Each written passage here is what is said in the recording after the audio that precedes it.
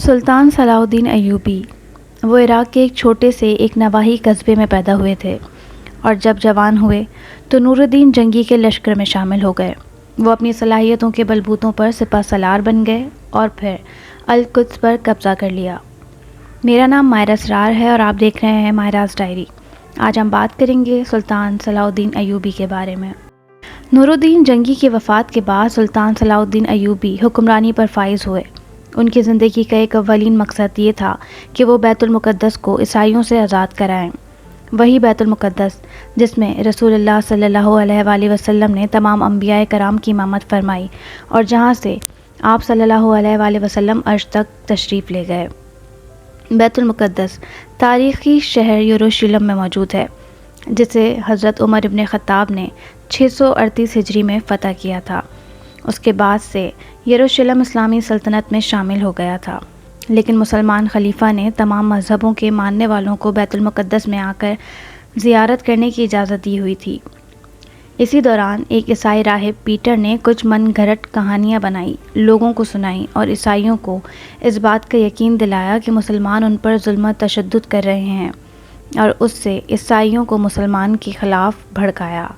لہٰذا سن 1085 میں عیسائی پوپ نے فرانس میں ایک کانفرنس منعقد کی، جس میں عیسائیوں پر زور دیا گیا کہ وہ اٹھ کھڑے ہوں اور یروشلم کو مسلمانوں سے آزاد کروائیں، اور انہوں نے اس جنگ کو مقدس جنگ کا نام دیا۔ اسی دوران تمام یورپ میں ایک افواہ پھیلا دی گئی کہ حضرت عیسیٰ دوبارہ نازل ہو گئے ہیں اور عیسائیوں کے تمام مصائب کا خاتمہ کریں گے، لیکن ان کا نزول اسی وقت ہوگا جب یروشلم کا مقدس شہر مسلمانوں کے قبضے سے آزاد کروا لیا جائے گا۔ اس افواہ نے عیسائیوں کے مذہبی جوش میں اضافہ پیدا کر دیا۔ اس جنگ میں 10 لاکھ صلیبیوں نے حصہ لیا۔ تقریباً پورا یورپ ہتھیاروں کے ساتھ یروشلم کی طرف بڑھ رہا تھا اور ان کا سامنا سلجوق فوج سے ہوا، لیکن 40 دن بعد سلجوقوں نے ہتھیار ڈال دیے اور عیسائی حملہ آور یروشلم میں داخل ہو گئے اور قبضہ کر لیا۔ تاریخی کتابوں کے مطابق یروشلم کی گلیاں ٹخنوں تک خون میں ڈوبی ہوئی تھیں۔ پورے شہر میں مسلمانوں کی لاشیں بکھری تھیں۔ شہر کو فتح کرنے کے بعد عیسائیوں نے یورپ کو یہ خبر سنائی کہ ہم نے شہر فتح کر لیا۔ ان سب کے بعد پوری مسلم دنیا پریشان تھی، لیکن خلیفہ اتنا کمزور تھا کہ کچھ نہ کر سکتا تھا۔ لیکن وہ کہتے ہیں نا کہ ہر عروج کو زوال ہے، لہٰذا حالات نے اس وقت کروٹ لی جب سلطان صلاح الدین ایوبی مصر کے حاکم بنے۔ 1187 عیسوی کو حطن کے مقام پر تاریخ کی ایک خوفناک جنگ لڑی گئی، جس میں نتیجہ یہ ہوا 30,000 فوجی ہلاک ہوئے اور اتنے ہی نظر بند کر لیے گئے۔